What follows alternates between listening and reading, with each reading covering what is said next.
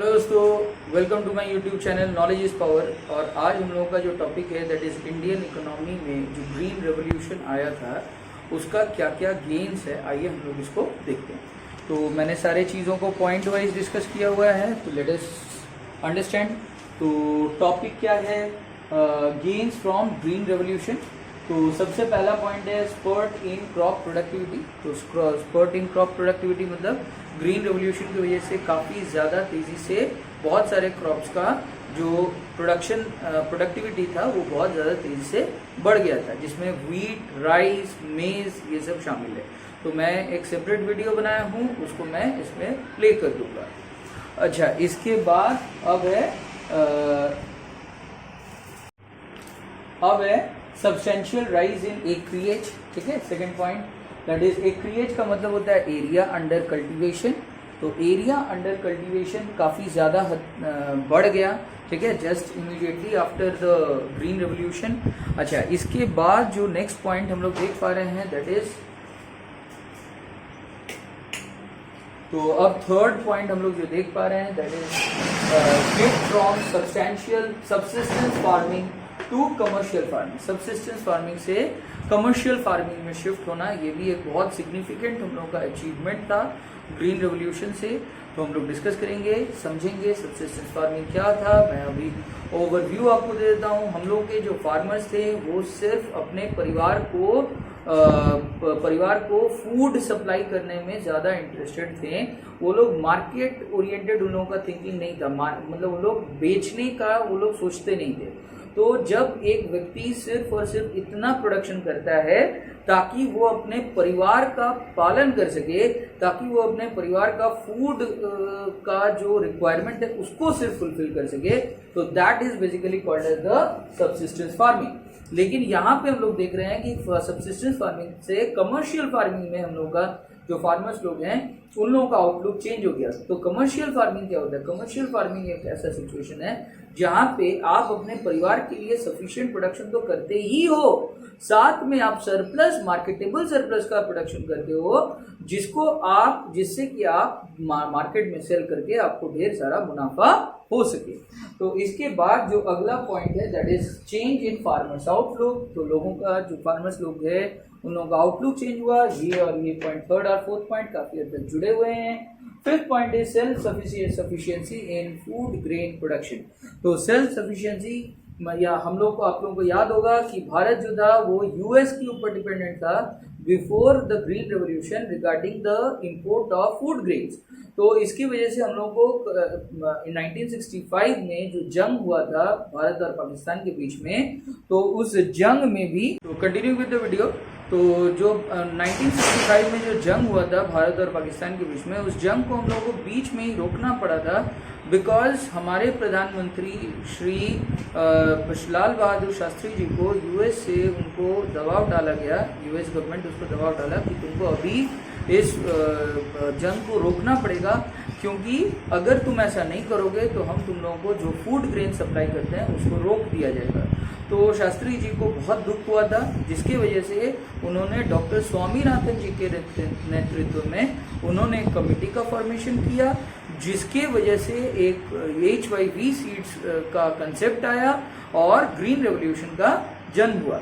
तो यहाँ पे हम लोग ये देख पा रहे हैं कि फार्मर्स का आउटलुक भी चेंज हुआ और भारत जो है वो फूड ग्रेन के प्रोडक्शन के मामले में अब पूरी तरीके से सेल्फ सफिशिएंट बन पाया, यानी कि उसको अब और इंपोर्ट करने का जरूरत नहीं पड़ेगा फूड ग्रेन्स का। तो हम लोग अब सेल्फ सफिशिएंट बन चुके हैं, आत्मनिर्भर बन चुके हैं कंप्लीटली। इसके बाद अब हम लोगों का जो नेक्स्ट, एक एक करके सारे पॉइंट्स को हम लोग डिटेल्स में चर्चा करेंगे। तो सबसे पहला पॉइंट है, आप लोग देख पा रहे हैं, substantial rise in acreage. Acreage is a short form, इसका फुल फॉर्म होता है एरिया अंडर कल्टीवेशन। आप लोगों को पता होगा कि भारत में ग्रीन रेवोल्यूशन आने से पहले बहुत समय हम लोगों को बहुत सारा जगह जो था वो बंजर पड़ा हुआ था, बहुत सारा लैंड बंजर जमीन पड़ा हुआ था, उसमें कोई खेती वेती नहीं हो पाता था, और बहुत सारे ज़मीन जो थे वो उसमें बहुत जल्दी फर्टिलिटी लूज कर देता था। तो वो सब ज़मीन पे भी खेती कुछ दिन के बाद पॉसिबल नहीं हो पाता था। तो जैसे जैसे टेक्नोलॉजी इम्प्रूव होता गया, क्योंकि ग्रीन रेवोल्यूशन आने से टेक्नोलॉजी में बहुत तेज़ी से इम्प्रूवमेंट आया, केमिकल फर्टिलाइजर्स वगैरह का प्रोडक्शन बहुत तेजी से आगे बढ़ा। तो टेक्नोलॉजी का इम्प्रूवमेंट की वजह से हम लोगों का जो एरिया अंडर कल्टीवेशन है वो काफी हद तक यहाँ पे बढ़ गया। ठीक है, एक स्टैटिस्टिक्स के हिसाब से 1951 में जो area under gross area under cultivation Bharat में सिर्फ 13 करोड़ हेक्टेयर का था, वो अब बढ़ करके इमीडिएटली आफ्टर रेवोल्यूशन वो बढ़ करके हो गया 19 करोड़ हेक्टेयर्स ऑफ लैंड।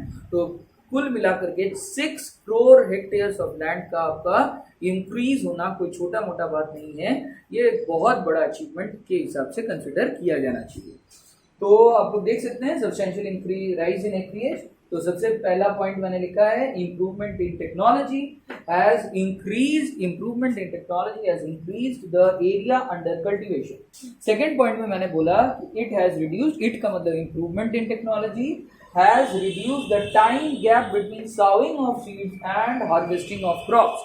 ठीक है, तो बीज बोने में और फसल काटने में, फसल के कटाई में जो वक्त लगता था पहले, वो 3 से 4 महीने या उससे भी ज्यादा वक्त कभी कभी लग जाता था, जबकि HYV सीड्स आने के बाद ये वक्त सब्सटेंशियली रिड्यूस हो गया, जिससे वर्क जो हम लोग के जो फार्मर्स भाई लोग हैं, किसान भाई लोग हैं, उनका काफी ज्यादा कीमती वक्त बचा और जल्दी जल्दी वो लोग क्रॉप्स को मार्केट में सेल कर पाए और ज्यादा मुनाफा यहाँ पे कमा पाए।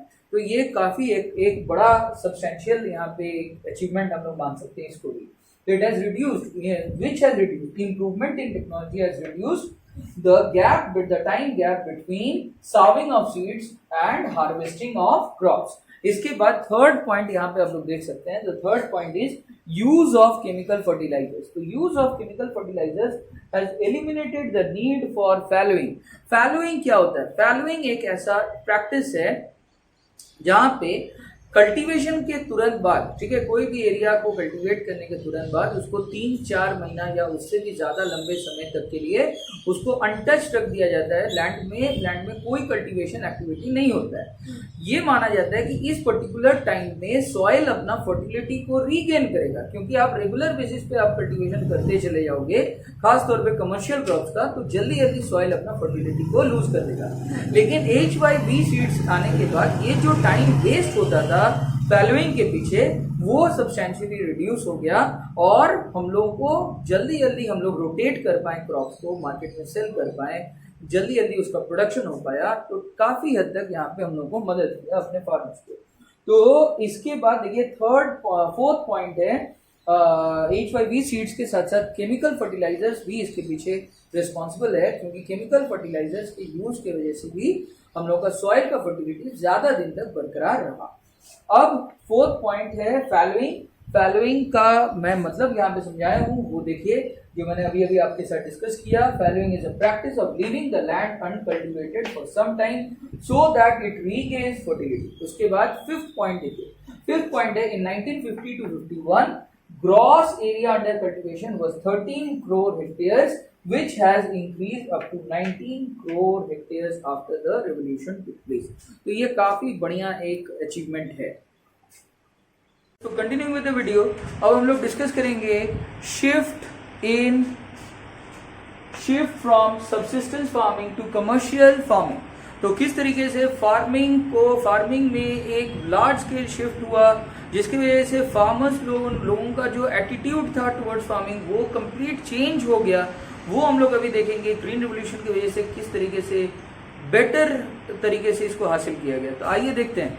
तो सबसे पहला पॉइंट है there was substantial rise in output because of green revolution. Green revolution की वजह से फार्मिंग का जो आउटपुट है वो बहुत ज्यादा बढ़ गया था। तो बहुत ज्यादा जब बढ़ जाएगा तो आप ऑब्वियस बात है सिर्फ अपने फैमिली के लिए प्रोड्यूस करके रुक नहीं जाओगे, बल्कि आप उस फार्मिंग को एक सोर्स ऑफ इनकम की तरह देखोगे, जिससे आप ज्यादा से ज्यादा मुनाफा कमा सकते हो, ज्यादा से ज्यादा प्रॉफिट कमा सकते हो। एग्जैक्टली यही हुआ। फार्मर्स लोग जो कि इससे पहले सिर्फ और सिर्फ अपने फार्मिंग को एक source of feeding their own family सोचते थे, सब्सिस्टेंस फार्मिंग का प्रैक्टिस करते थे, वो लोग अब इसको एक इनकम का जरिया समझने लग गए। तो ये बहुत बड़ा एक शिफ्ट था, ठीक है, जो कि ग्रीन रेवोल्यूशन की वजह से पॉसिबल हो पाया। तो देखिए यहाँ पे मैंने लिखा है this resulted in marketable surplus. तो दोस्तों मार्केटेबल सरप्लस क्या होता है? मार्केटेबल सरप्लस को मैंने डिफाइन किया पॉइंट नंबर 3 में। तो यहाँ पे आप देख सकते हैं marketable surplus refers to surplus of farmers output over his on farm consumption, ठीक है, ऑन फार्म कंजम्पशन। तो ये जो ऑन फार्म कंजम्पशन है ये बहुत ज्यादा यहाँ पे इंपॉर्टेंट हो जाता है। On farm consumption is the expected consumption of any crop by the farmers family during the year. मतलब मार्केटेबल सरप्लस क्या होता है, it is an extra production, it is an extra or surplus production over and above what the farmer has to produce to keep his family alive। उसका family के लिए जितना production करना चाहिए उससे ज्यादा प्रोडक्शन जब हम लोग करते हैं तो that extra production is called as surplus या मार्केटेबल सरप्लस। तो सिंस ये मार्केट में सेल हो सकता है that is why it is called as marketable surplus.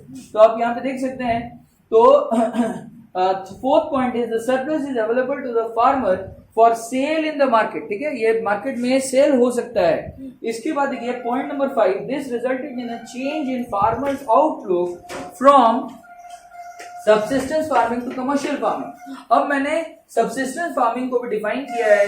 तो सबसिस्टेंस फार्मिंग क्या है, देखिए आप नोट देख करके मैंने लिख दिया है, subsistence farming is a practice where farmers use to produce only in sufficient quantities to feed his own family. सिर्फ उतना प्रोडक्शन करो जिससे कि तुम अपने परिवार का पालन कर सकते हो, परिवार को दिक्कत नहीं होगा, ठीक है। इसके बाद जो नेक्स्ट पॉइंट है that is commercial production. The commercial farming is a practice where farming is used as a source of income generation.